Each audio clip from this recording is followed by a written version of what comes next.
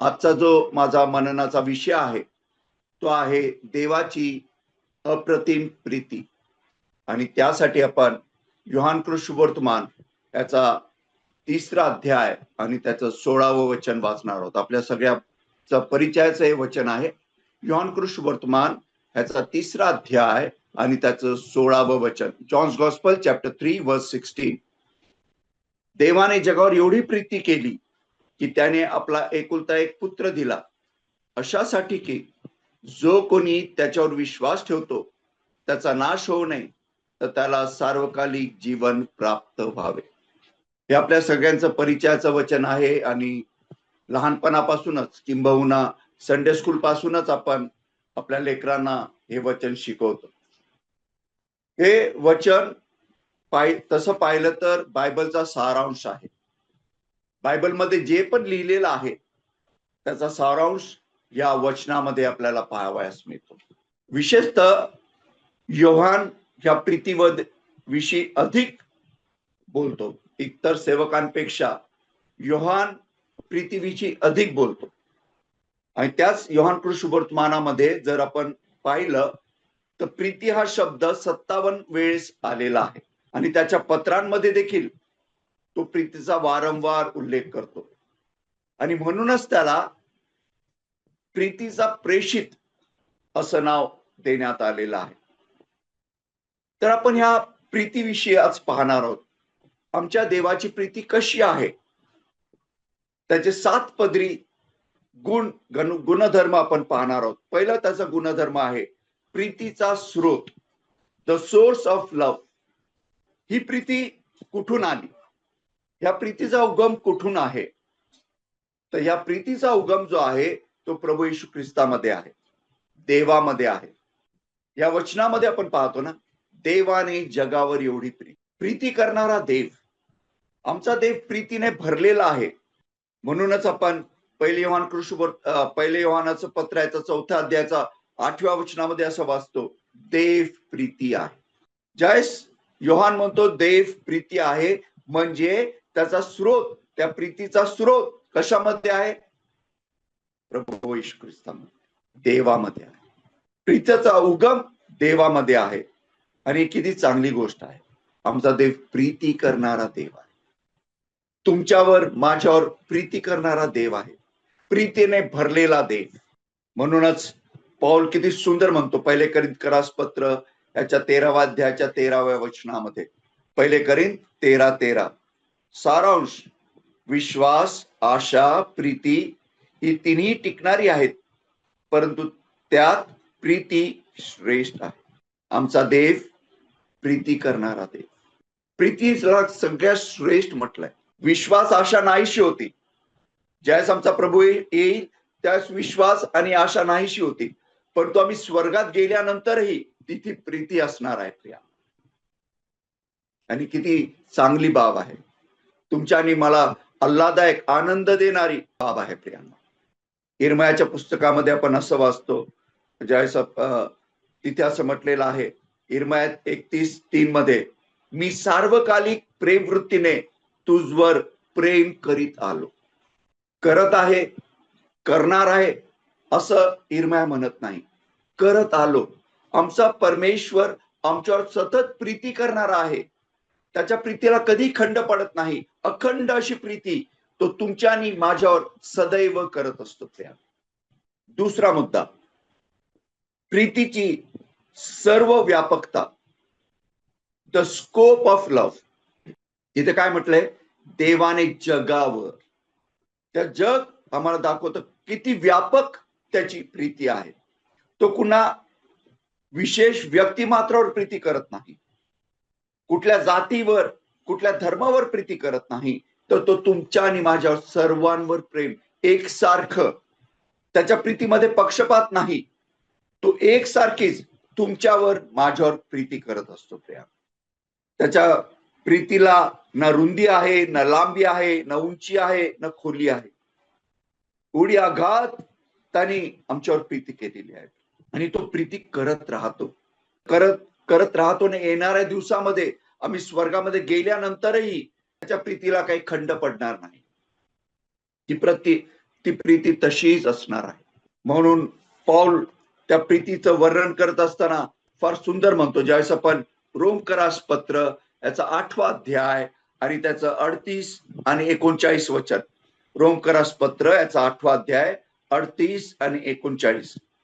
कारण माझी खात्री आहे की मरण, जीवन, देवदूत, अधिपती, वर्तमान काळाच्या गोष्टी, भविष्य काळाच्या गोष्टी, बले, उंची, खोली किंवा दुसरी कोणतीही सृष्ट वस्तू ख्रिस्त येशू प्रभू, आपला प्रभू याच्यामध्ये देवाच्या आपल्यावरील जी प्रीती आहे तिच्यापासून आपल्याला विभक्त करावयाला समर्थ होणार नाही. एवढ्या साऱ्या गोष्टी तो सांगतो.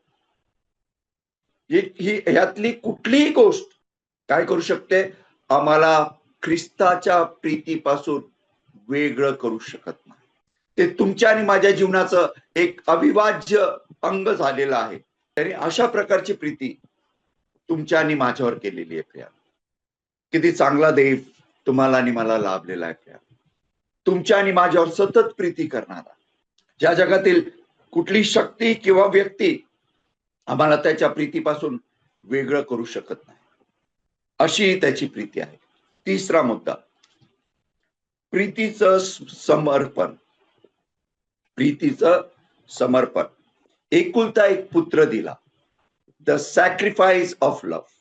ज्यावेळेस आपण रोम 8:32 मध्ये येतो, रोमकरास पत्र याचा 8वा अध्याय आणि त्याचं 32वा वचन, त्याच्यामध्ये पौल काय म्हणतो पहा. ज्याने आपल्या स्वतःच्या पुत्रास राखून न ठेवता त्याला आपणा सर्वांकरता समर्पण केले, त्याने आपल्या पुत्राला राखून न ठेवता, प्रभू येशू ख्रिस्त त्याचा एकुलता एक, जो त्याच्या उराशी होता, ज्याच्यावर त्याची अत्यंत प्रीती होती, त्याला राखून न ठेवता त्याने तुमच्या आणि माझ्या करता त्याला देऊन टाकले. किती चांगला प्रभू आहे, किती चांगला देव तुम्हाला आणि मला. हेच त्या प्रीतीचं समर्पण आहे प्रिया. ज्यावेळेस देवाने अब्रामाला सांगितलं, एवढ्या वर्षानंतर त्याला पुत्र दिल्यानंतर ज्यावेळेस देवाने त्याला सांगितलं, हा तुझा पुत्र तू मला अर्पण कर, त्यास आम्ही अब्रामाचं उदाहरण पाहतोय.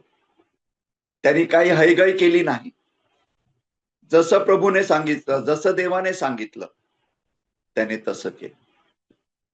तो आपला पुत्र देवाला देण्यास तयार झाला, परंतु ते अर्पण प्रभूने स्वीकारलं नाही. कारण की त्याला त्याच्या पुत्र प्रभू येशू ख्रिस्ताचं अर्पण द्यायचं, त्याला तुमच्या आणि माझ्या करता देऊन टाकायचं होतं. म्हणून पौल कहतो, त्याने आपल्या पुत्राला राखून न ठेवता त्याला तुमच्या आमच्या करता देऊन टाकलं प्रिया. म्हणूनच रोम 5:8 मध्ये आपण असं वाचतो, रोम 5:8, परंतु देव आपणावरच्या स्वतःच्या प्रीतीचे प्रमाण हे देतो की आपण पापी असतानाच ख्रिस्त आपणासाठी मरण पावला. आम्ही पापी असताना, आम्ही सर्व पापी होतो. बायबल सांगतं, सर्वांनी पाप केलं आणि ते देवाच्या गौरवाला अंतरले आहेत. पापाचे वेतन मरण आहे. परंतु किती सुंदर ना, देव आपल्या प्रीतीचे प्रमाण देतो की त्याने आपल्या पुत्राला, प्रभू येशू ख्रिस्ताला तुमच्या आणि माझ्या करता मरावयास या जगात पाठवले. असा एवढा सुंदर असा आमचा प्रभू आहे. चौथा मुद्दा, प्रीतीची सुंदरता, द स्पेशालिटी ऑफ लव्ह. जो कोणी विश्वास ठेवतो. किती सुंदर आहे ना, आणि किती सोपं आहे. आम्हाला तारण प्राप्तीसाठी काही करायची गरज नाही. काय करायचंय? फक्त प्रभू येशू ख्रिस्तावर विश्वास ठेवायचा. आजच्या सकाळी या मननामध्ये कोणी असं असेल ज्यांनी प्रभू येशू ख्रिस्तावर विश्वास ठेवला नसेल, त्यांना मी या शास्त्राच्या आधारे सांगू इच्छितो, बायबलच्या वचनाच्या अधिकारावर मी सांगू इच्छितो, जो कोणी प्रभू येशू ख्रिस्तावर विश्वास ठेवतो त्याचं तारण होतं. आज जर तुम्ही प्रभूला स्वीकारलं नसेल, त्याला प्रभू तारणार म्हणून स्वीकारलं नसेल, तर आजच ही संधी आहे, आजच ही वेळ आहे. त्या तुरुंगाधिकारीला ज्यावेळेस पावला त्या तुरुंगामध्ये होते आणि ते प्रार्थना स्तुती करीत असताना आम्ही पाहतो की भूकंप झाला आणि ते दरवाजा तुरुंगाचा उघडला, त्यांचे साखळे जे बांधले होते ते पण तुटून पडले आणि तो तुरुंगाधिकारी घाबरला. त्याला वाटलं सगळे कैदी पळाले, परंतु कोणी पळालं नव्हतं, सर्व तिथं होते. आणि त्याला पौल किती सुंदर म्हणतो, ज्यावेळेस आपण प्रेषित 16:31 मध्ये येतो. प्रेषित 16:31, प्रभू येशूवर विश्वास ठेव म्हणजे तुझे व तुझ्या घराण्याचे तारण होईल. फक्त विश्वास ठेवायचा आहे. तुम्ही जेथे कुठे असाल, कुठल्या स्थितीमध्ये असाल, फक्त प्रभू येशू ख्रिस्तावर विश्वास ठेवा. त्याला आपला प्रभू व तारणारा म्हणून स्वीकारा. प्रियानो, त्याच दिवसापासून तुमचा जन्म त्या दैवी कुटुंबात होईल. हे किती चांगली बाब आहे. विश्वास ठेवायचा. आमच्या प्रभूची प्रीती कधी न संपणारी आहे. त्या प्रीतीला प्रारंभ नाही, शेवट नाही, अशी अगाध प्रीती आहे. पौल त्या प्रीतीचा वर्णन करत असताना ज्यावेळेस आपण 1 कोरिंथकरास पत्र ह्याचा 13वा अध्याय आणि 4 ते 7 वचन ज्यावेळेस आपण वाचतो, 1 कोरिंथकरास पत्र ह्याचा 13वा अध्याय 4 ते 7, प्रीती सहनशील आहे, परोपकारी आहे, प्रीती हेवा करीत नाही, प्रीती बढाई मारत नाही, फुगत नाही, ती गैरशिस्त वागत नाही, स्वार्थ पाहत नाही, चिडत नाही, अपकार स्मरत नाही, ती अनितीत आनंद मानित नाही, तर सत्यासंबंधी आनंद मानते, ती सर्व काही सहन करीते, सर्व काही खरे मानण्यास सिद्ध असते, सर्वांची आशा धरते, सर्वांसंबंधाने धीर धरते. पहा किती सुंदर वचन आहे. कुण्या तरी प्रभूच्या सेवकाने तिथे असं म्हटलेलं आहे. प्रीती या शब्दाऐवजी जर आपण प्रभू येशू ख्रिस्त टाकलं तर प्रभू येशू ख्रिस्ताचं मूर्तिमंत जे वर्णन आहे ते यामध्ये आपल्याला सापडतं. फक्त प्रीतीऐवजी प्रभू येशू ख्रिस्त हा शब्द टाकायचा. चौथा मुद्दा आपण पाहिला. 5वा मुद्दा, प्रीती स्वार्थरहित आहे. Selfless love. आपली प्रीती कशी आहे? स्वार्थी आहे. जर तुम्ही माझ्यावर प्रीती केली तर मी तुमच्यावर प्रीती करेन. जर तुम्ही माझा द्वेष केला तर मी तुमचा द्वेष करेन. ही या जगाची रीत आहे, ही जगाची प्रथा आहे प्रिया. परंतु देवाची प्रीती तशी नाही. ती स्वार्थरहित आहे. तिचा एकच उद्देश आहे, कुणाचा नाश होऊ नये. आणि खरंच हे फार महत्वाचं आहे. प्रभूची इच्छा आहे कुणाचाही नाश होऊ नये. आज प्रभू येण्यास उशीर का करत आहे? त्याचा मागचा हाच हेतू आहे, कुणाचाही नाश होऊ नये. आणि म्हणून तो विलंब करत आहे, म्हणून तो उशीर करत आहे, की लोकांना समजावं येशू ख्रिस्त कोण आहे. तो प्रभू आहे, तो तारणारा आहे प्रियानो. तो आजचा तारणारा आहे, उद्याचा न्यायाधीश आहे प्रियानो, हे लक्षात घ्या. म्हणून आज तो समय आहे त्याला आपला तारणारा व प्रभू म्हणून स्वीकारायचा. ही संधी दवडू नका. ही संधी वारंवार येणार नाही. आमची प्रीती, देवाची प्रीती स्वार्थरहित आहे, त्याच्यामध्ये स्वार्थ नाही. जुन्या करारातील मी एक उदाहरण तुम्हाला देऊ इच्छितो. रुथेचं उदाहरण. एक मवाबी स्त्री. आम्ही पाहतो की नामीने आपल्या मुलांची लग्न मवाब देशात जाऊन तिथल्या स्त्रियांशी केली. नामेने रुथेला अर्पाला सांगितले, तुम्ही जा, मी आता माझ्या घरी वापस परत जाते. रुथ काय म्हणाली? तुम्ही जिथे जाल मी तिथे. रुथेचा एकच उद्देश होतो, नामी व तिचं कल्याण, नामी व तिची संगती. पहा ती किती सुंदर म्हणते. ज्यावेळेस आपण रुथेचं पुस्तक याचा 1 अध्याय त्याचं 16व आणि 17व वचन, रुथ 1:16 आणि 17 काय म्हटलंय पहा तिथे. रुथ म्हणाली, मला सोडून जा आणि माझ्या मागे न येता परत जा, असं मला आग्रह करू नका. तुम्ही जेथे जाल तेथे मी येईन, तुम्ही जेथे राहाल तेथे मी राहीन. तुमचे लोक ते माझे लोक, तुमचा देव तो माझा देव. तुम्ही मराल तेथे मी मरेन व तेथेच माझी मुठमाती होईल. मृत्यूखेरीज करून तुमचा माझा कशानेही वियोग झाला तर परमेश्वर मला तदनुसार पारिपत्य करो, किंबहुना अधिक करो. पहा तिचा काय उद्देश आहे?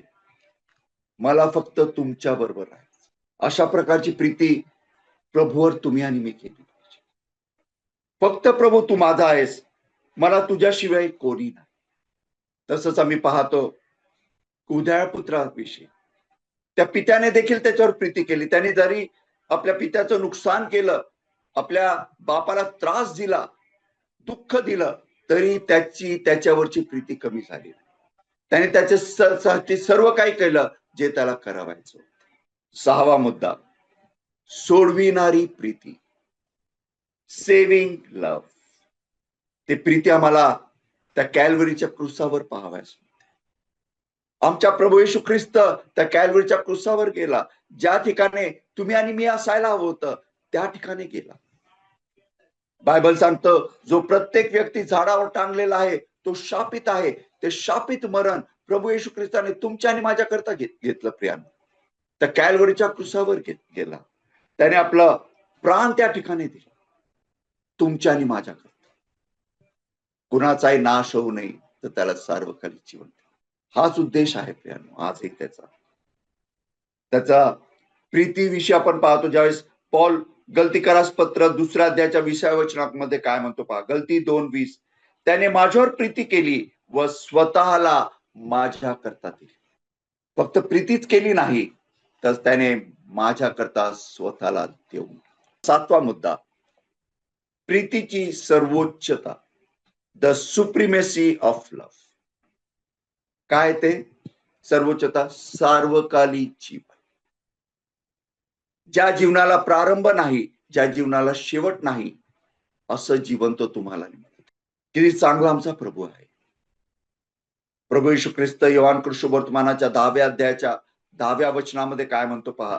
योहान 10:10, मी तर त्यांना जीवन प्राप्ती व्हावी व ती विपुलपणे व्हावी म्हणून आलो आहे. तुम्हाला जीवन द्यावं, भरपुरीचं जीवन, विपुलतेचं जीवन कुणामध्ये आहे? ख्रिस्त येशू. या जगातील आमचं जीवन संपणार आहे, परंतु प्रभूमधील आमचं जीवन कधी न संपणार आहे, सार्वकालिक आहे. अजून एक शेवटचं वचन आपण पाहूया. पहिले योहान याचा 4था अध्याय आणि त्याचं 10वं वचन. पहिले योहान याचा 4था अध्याय त्याचं 10वं वचन. प्रीती म्हणावी तर हीच, आपण देवावर प्रीती केली असे नाही, तर त्याने तुम्हावर प्रीती केली आणि आमच्या पापाचे प्रायश्चित व्हावे म्हणून स्वपुत्राला पाठविले. त्याने आमच्यावर प्रीती केली. आम्ही तर भटकून गेलो होतो, आम्ही आपला मार्ग धरला होता, परंतु आमच्या प्रभूने आमच्यावर प्रीती केली आणि तो करत आहे आणि करणार आहे. अशी ही त्याची अप्रतिम प्रीती आहे. या प्रीतीचे आपण 7 गुणधर्म पाहिले. पहिलं पाहिलं तर प्रीतीचा स्रोत, द सोर्स ऑफ लव्ह. दुसरं पण पाहिलं प्रीतीची सर्व व्यापकता, द स्कोप ऑफ लव्ह. तिसरं पण पाहिलं प्रीतीचं समर्पण, द सॅक्रिफाईस इन लव्ह. चौथं पण पाहिलं प्रीतीची सुंदरता, द स्पेशालिटी ऑफ लव्ह. पाचवा पण पाहिलं प्रीती स्वार्थरहित आहे, द सेल्फलेस लव्ह. सहावा पण पाहिलं प्रीती सोडविणारी आहे, द सेव्हिंग लव्ह. आणि 7वा पण पाहिलं प्रीतीची सर्वोच्चता, the supremacy of God's love. अशा या महान प्रीतीबद्दल आपण प्रभूला धन्यवाद देऊया. त्या प्रीतीमध्ये राहूया आणि एकमेकांवर प्रीती करूया आणि अनेकांना प्रभूच्या राज्यात आणूया. प्रभू या वचनावर आपला विपुलतेचा आशीर्वाद पाठव आणि वचन आशीर्वादित करो. तुमच्या आणि माझ्या जीवनात प्रभू याचं लागू करण्यास तुमचा माझं सहाय्य करो. धन्यवाद. आमेन.